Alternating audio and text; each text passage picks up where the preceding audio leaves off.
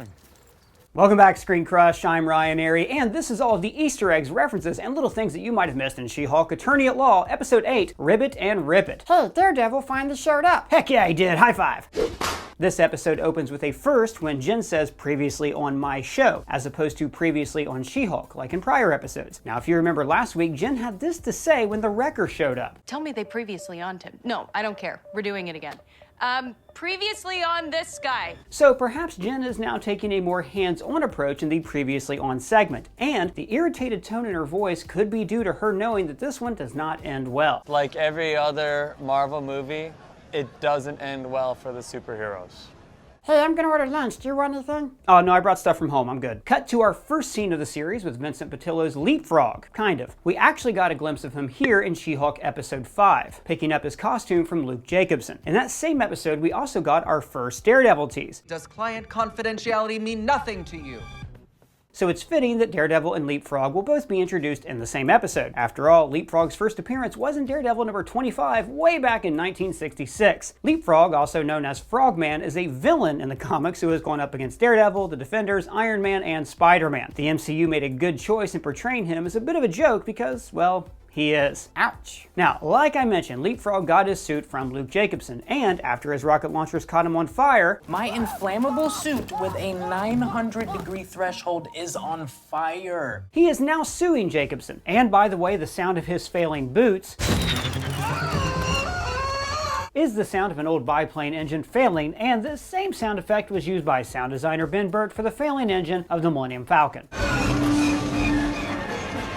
Now this, of course, is a conflict of interest for Jen because Luke also makes her suits. But as Mr. Holloway points out, LeapFrog has signed a conflict of interest waiver, just like Emil Blonsky did, so Jen could represent him. Mr. Blonsky is well aware of your familial connection and has signed a conflict waiver. And here we get another mention of Jen having won the Female Lawyer of the Year award. Also, he's making me a dress for the gala. This award was first mentioned in the last episode. You didn't tell me you were nominated for Female Lawyer of the Year? So in court, we see the return of Judge Price. Now he, of course, presided over the shape-shifting Light Elf case from episode 3. Thor's inspirational speeches are not admissible in court. We then see that Luke Jacobson's lawyer is none other than Matt Murdock. I'm here.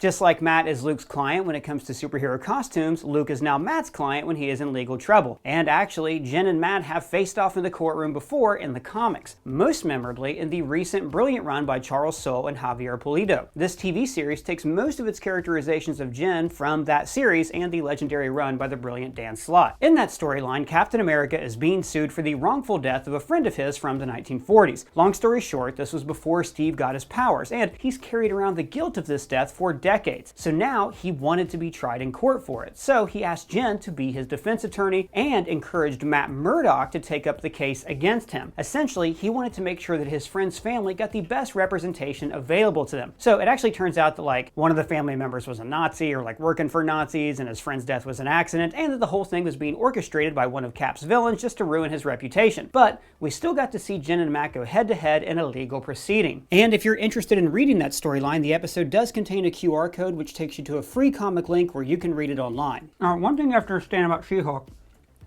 Sorry, I'm having my lunch break. Wow, what is that? What, this? This is a shredded chicken with pasta regatta. When did you become such a good cook? Oh, no, I'm not a good cook, and this also is not takeout food. This is a nutritious, delicious, ready-to-eat meal by Factor. They're the sponsor of this video. Factor is a meal delivery service with menus that are updated weekly with more than 27 meals and 33 plus add-ons. I can choose my favorite meals or let Factor surprise me based on my taste preferences. Factor meals arrive pre-prepared and can be heated in the oven or microwaved in just minutes. Plus, they're delivered fresh, never frozen, right to my front door. These are chef-prepared meals that make it easy for me to eat healthy. I've recently started going to the gym, thanks for noticing, and it's hard to eat nutritious food during such a busy day. But Factor's healthy meals make it easy for me to stick to my goals. Plus, they include add-ons like smoothies and juices to snack on during the day. You can easily adjust your order size, order more for your whole family, or even skip a week if you're leaving town. But how do they make such healthy foods? Because they have registered dietitians who work hand in hand with their kitchen. So every meal is made from scratch with nutritious ingredients. So I highly recommend giving Factor a try. Head to go.factor75.com/ScreenCrush60 and use the code ScreenCrush60 to get 60% off your first Factor box. Back to the Easter eggs. So, what's going on with Matt? Is that Daredevil Netflix show in the MCU or not? Like Kingpin, he seemed different and super strong, and now Matt Murdock's cracking jokes when he was all serious in the Netflix show. Well, Doug, in an interview, Vincent D'Onofrio did confirm that this version of the Kingpin is a little bit different. But I think the short answer is that the Netflix shows are in the MCU. Good. But they're also not in the MCU. Now say what now? Alright, let me explain. I think that the Netflix Daredevil shows actually occurred in another timeline, like the multiple timelines that we saw in Loki. But the events in that universe are very closely mirrored to what happened in the MCU. The two timelines are almost identical. The basic gist of everything in the show still happened. Matt Murdock, blinded as a child, gets superpowers, becomes the devil of Hell's Kitchen, brings down Kingpin. So, now that he's in the MCU, the creators could use any aspect of that Netflix series that they want and disregard the rest. So if they wanted to reintroduce, the Punisher, then they could. But they shouldn't. No, they shouldn't. This is actually kind of similar to Ang Lee's 2003 Hulk movie. 2008's Incredible Hulk was kind of a soft reboot of that film, and the MCU never confirmed or contradicted the events of the 2003 Hulk movie, so it's kind of like a soft entry into the MCU. Now, you'll notice that this episode does not actually contradict anything that happens in the Daredevil Netflix series. In the show, Melvin Potter makes Daredevil suits, but in this episode, he says that Luke made a couple of new suits for me, so.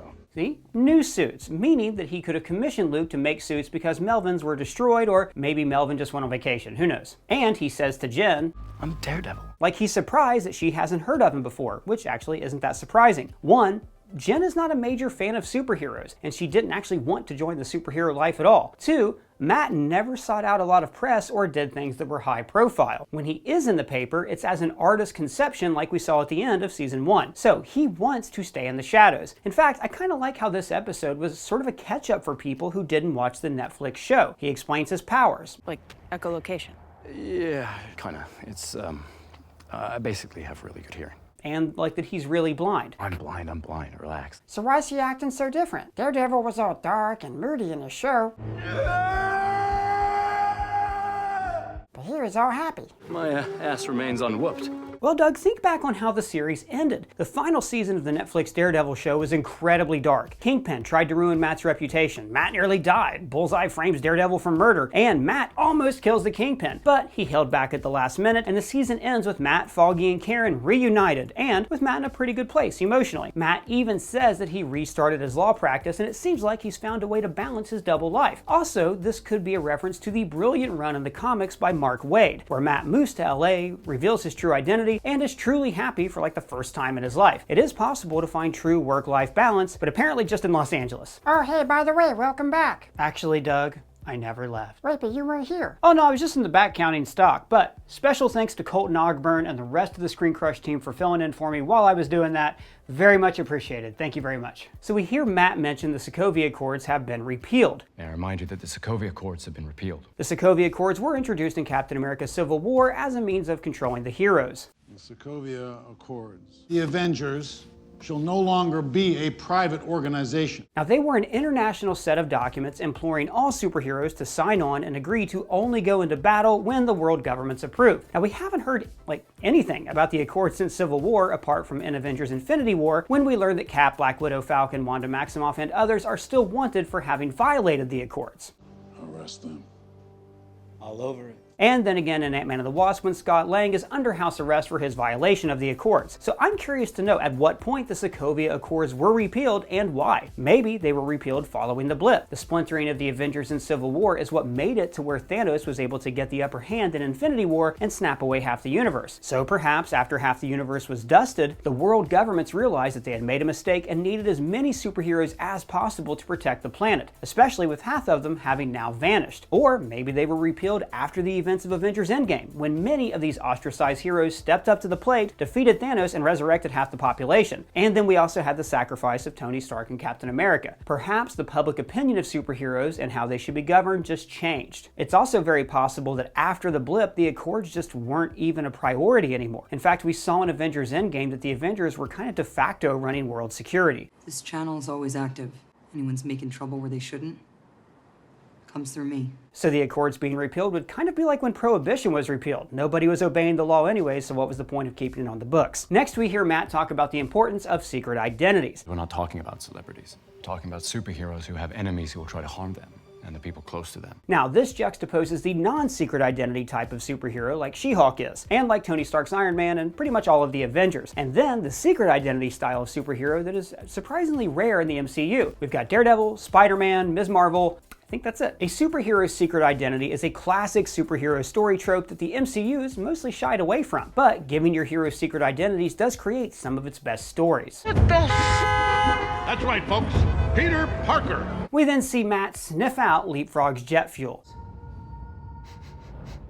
showcasing Daredevil's powers to new viewers who perhaps haven't watched the Netflix Daredevil show. And this episode actually did a great job of giving a rundown on Daredevil's powers and introducing him into the Marvel Cinematic Universe without it coming off like with too much exposition. And another example of this is when Matt says, He's lying.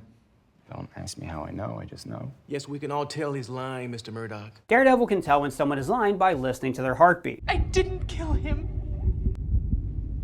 I believe you, Miss Page. But this judge's quip back at Matt had me rolling in the fact that it did not require superpowers to know this guy was telling a lie.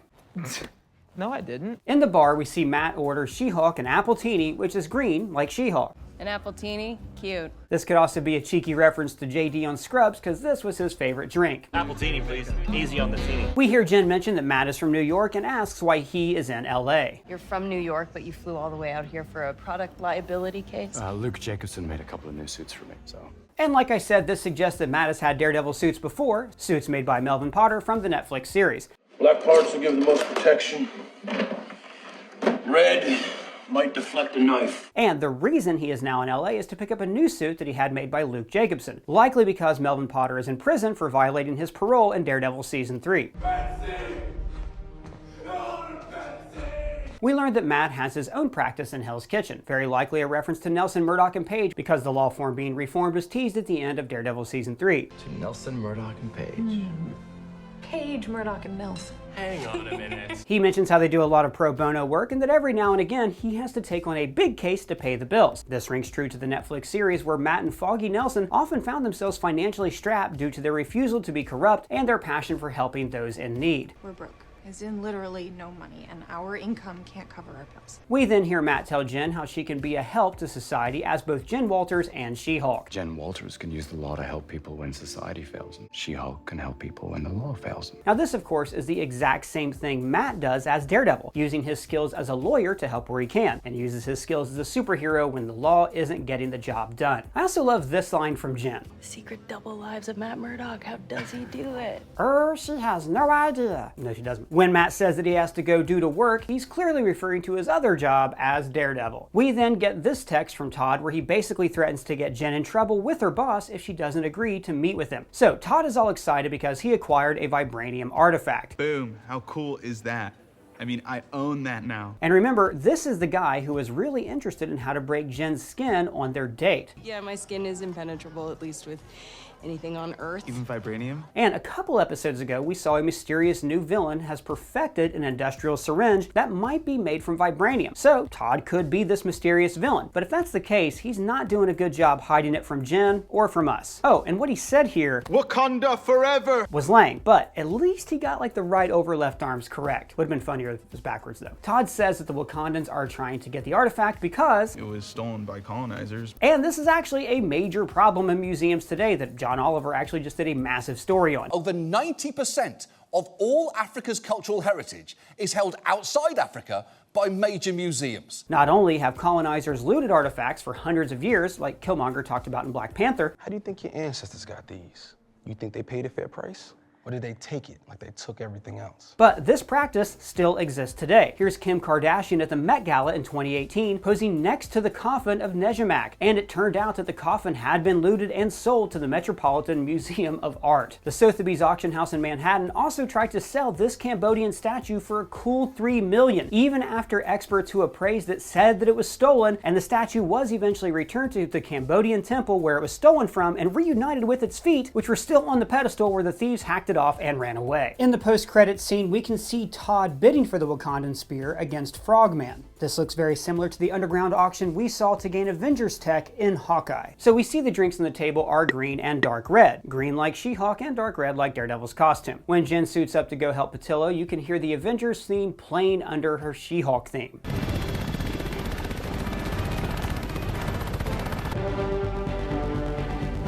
And speaking of her superhero costume, it is very comic accurate to that Dan Slott run I talked about earlier. Here we hear Daredevil's new theme music that we got a tease of in episode 5.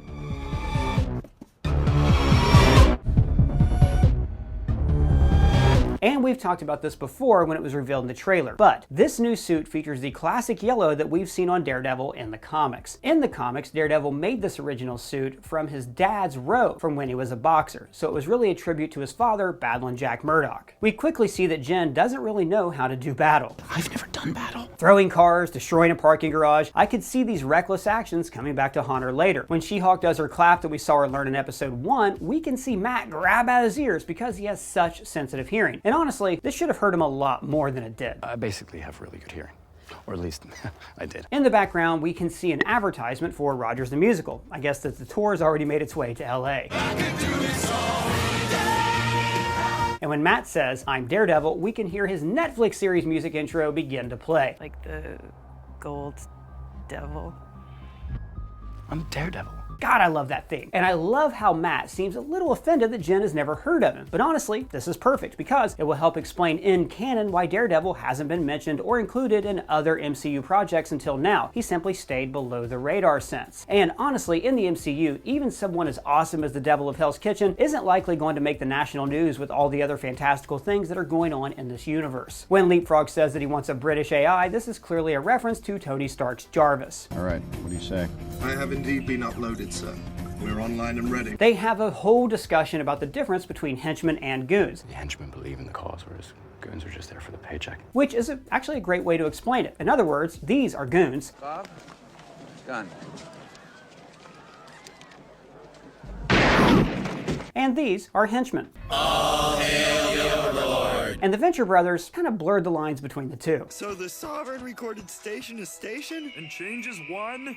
Love that album. Could you be a bigger poser? Changes is a best of. When Daredevil is able to count how many people are in the building. There are 25 goons in the building.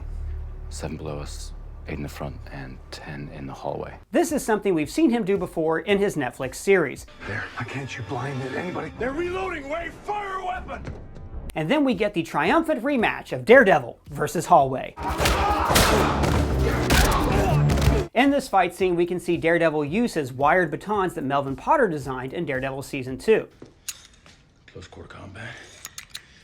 Possibilities are endless here. When She-Hulk crashes in, she says, "She-Hulk smash." A reference to her cousin's classic catchphrase. Hulk!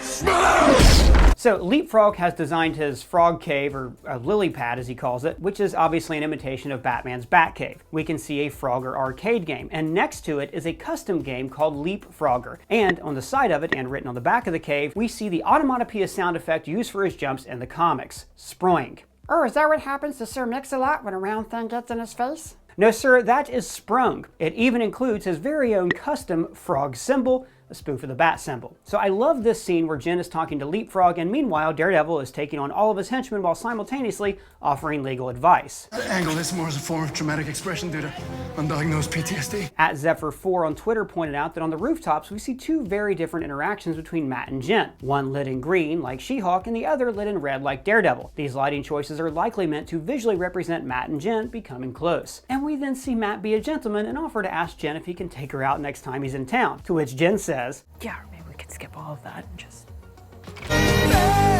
Matt hooking up with Jen reveals that he is indeed currently single. He's not in a relationship with Karen Page or like a resurrected Elektra. Or maybe he's just a player. Dude is definitely a player. If you watch the Netflix series, like every other episode, he's hooking up with somebody different. Next, we get a shot that is perhaps the single greatest shot in MCU history. Daredevil's Walk of Shame. Morning. So when we cut back to Jen's apartment, she is surprised to see that we're still here. It's weird you guys are still here. Now I have to admit, this scene felt kind of eerie. Jen seemed genuinely unsettled by our presence. Doesn't it feel like this episode should be over? For me, it was the most interesting part of this episode, Jen's fourth wall break. Seriously, what is this scene? This episode already came to a very satisfying conclusion. Trust me. Now, on the surface, this seems like a nod to the ending of Ferris Bueller's Day Off. It's over. Go home. Which was already parodied in Deadpool. It's over. Go home. But now, this lingering fourth wall break is unsettling. See, in Ferris Bueller, the audience overstayed its welcome after the credits, and Ferris was assuring us that there was no longer any story for us to see. But in She-Hulk, the presence of the viewer is telling Jen that there is something else going on, some lingering danger that will keep her life interesting for a little bit longer, even though she thinks that she's just had multiple happy endings in a row. The thing is, though, that the key to any story having a happy ending is, well, whenever you choose to stop telling the story. All happy endings eventually become sad endings. So we have posted videos theorizing about Jen's fourth wall breaks. Is this her breaking some kind of dimensional barrier, appearing across 3 different timelines, etc.? Like, it was weird when Bruce noticed her monologuing. He doesn't mean that. So I think that her speaking to the fourth wall is actually a form of her own inner monologue, a way for her to process the crazy life that she's going through. And the reason the fourth wall break lingers at the end of the episode is because, deep down, she knows that something bad is going to happen. When Josh ghosts her, she tries to brush it off like it's part of normal dating. But she's not normal. She's a superhero. But deep down, she suspects that there are potential problems when you give a stranger access to her unguarded flesh. After all, she watched Bruce destroy her blood and talk about why it's so important to keep it away from people. It's way too dangerous to get out in the world, even if there's only a 1,000,000% chance that it makes another one of us. Okay.